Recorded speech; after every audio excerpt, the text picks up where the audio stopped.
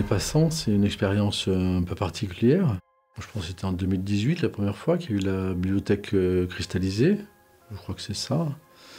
Et depuis, je reviens, oui, quasiment chaque année, avec des pièces nouvelles, mais qui continuent à écrire un peu le même livre.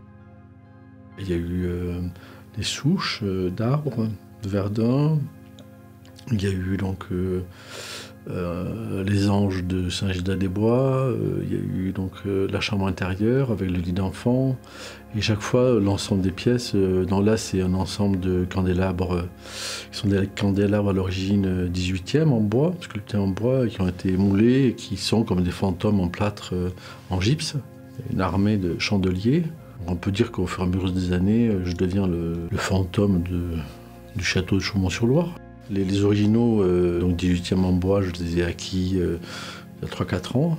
Il y a une première version avec les 2 chandeliers cristallisés dans la chambre intérieure. Et donc là, en fait, il y avait vraiment cette idée d'une suite. C'est dans la grande salle à manger, en face de la cheminée, ce qui fait qu'il y a un rapport de teinte entre la cheminée qui est très blanche et puis le gypse aussi qui est très blanc. Des formes d'arabesques très complexes, ce sont des objets très complexes, ces chandeliers. C'est la fin d'un festin, triste, gai, on ne sait pas trop. Il y a tout qui est rassemblé sur la table. Ça ressemble aussi un peu à une maquette d'architecture, comme des architectures, je dirais, utopistes, ou certains objets qu'on peut trouver dans les tableaux de Jérôme Bosch. La fabrication est assez complexe, hein. C'est un ensemble de chandeliers, d'une quinzaine de chandeliers. Là, au final, il y en a pas loin de 40, puisqu'il y a des doubles, des paires. Ce sont des chandeliers avec beaucoup d'arabesques, beaucoup de motifs. Ce sont des moulages de ces chandeliers originaux 18e, parce que je ne voulais pas les abîmer. Hein. Donc, ce sont des moules à pièces, qu'on appelle des moules à pièces, hein, puisqu'en fait, c'est assez complexe dans la mesure où il y a des dépouilles et des contre-dépouilles. Donc, on fait des formes en fait rentrantes, où on est obligé de faire des moules en plusieurs pièces, comme pour la fonderie, mais en fait, là, c'est en plâtre, donc ce sont des moules élastomères. Parfois, pour un chandelier, il y a 9 moules. Donc après, il faut réassembler, faire un tirage. C'est un tirage en gypse très blanc, très blanc, très dur.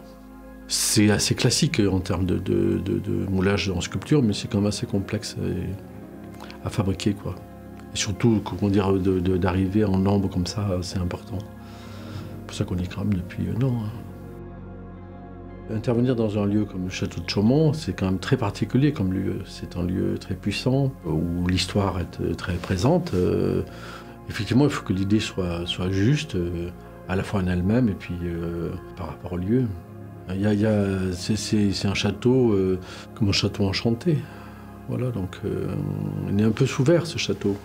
C'est assez complexe, je pense, d'arriver à ce que les objets qui s'y trouvent semblent y avoir été déjà avant. Moi, ce qui m'intéresse le plus souvent dans mon travail, c'est que les gens se disent qu'il y a quelque chose, effectivement, il y a un écart, il y a quelque chose comme un écart, mais que finalement, on dirait que c'était là depuis longtemps.